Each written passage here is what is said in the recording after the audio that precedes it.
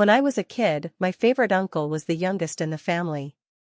To me, he was larger than life, a hero in every sense of the word. He had this effortless cool about him, the kind you'd see in movies but rarely encounter in real life. He had just finished high school, and I was about 10 or 11 years old. Every spring break and summer, we'd visit him, and those trips were the highlights of my year. I'd count down the days, knowing I'd get to spend time with him. He wasn't just an uncle, he was a mentor, a friend, someone who made me feel seen and understood. He introduced me to music that changed my world.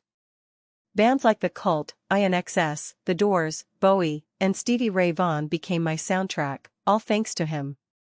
We'd sit in his room for hours, listening to records and tapes, talking about life, and laughing at jokes I barely understood but pretended to get because I wanted to be just like him.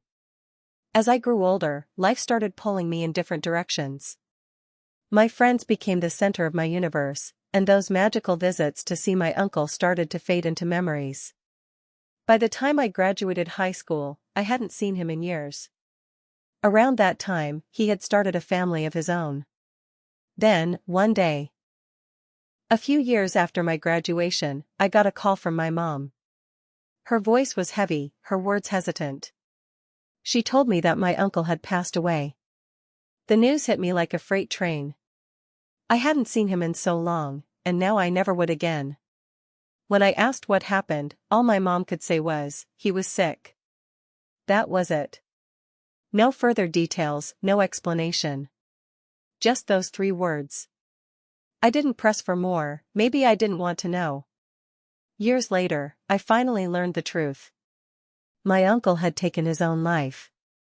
He didn't leave a note, but the family believed he had been facing something unbearable, perhaps an illness, perhaps something else, that made him feel like he had no other choice. After his funeral, I started dreaming about him. I've always been a vivid dreamer, able to recall my dreams in incredible detail, almost like watching a movie. But these dreams were different. They felt real.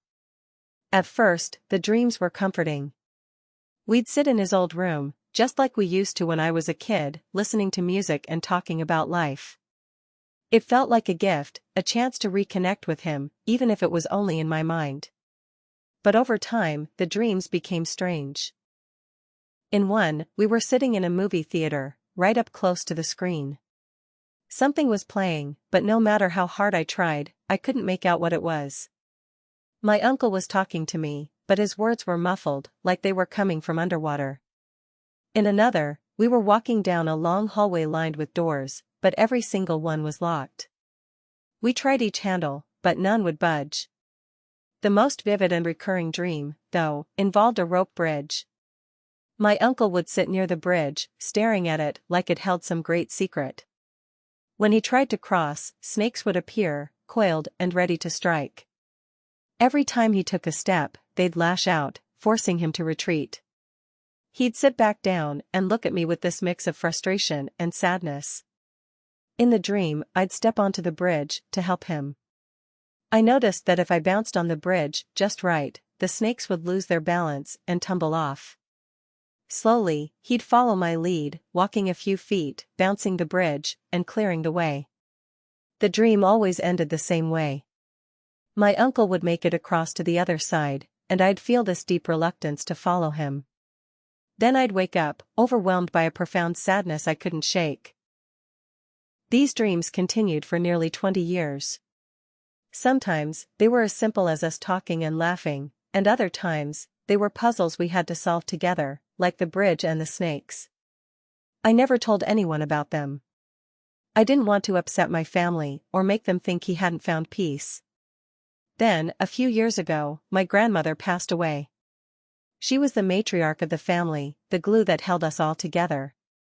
Her passing wasn't tragic, it was her time. She caught pneumonia, and after a long battle, she slipped away in her sleep. After her funeral, something changed. I stopped dreaming about my uncle. Not once since that day has he appeared in my dreams. It was as if he'd finally found his way. I like to believe that when my grandmother passed, she found him, her baby boy, wherever he was. She picked him up, dusted him off, and took him home. Looking back, I think my uncle was just lost. Lost in life, and maybe even in the afterlife. But when my grandmother went on her final journey, she helped him find peace. To this day, I hold on to the belief that there's something more waiting for us after we're gone. Maybe it's a place, maybe it's a feeling, or maybe it's just the comfort of knowing we're not truly alone. Whatever it is, I find solace in the thought that my uncle is finally where he belongs, home.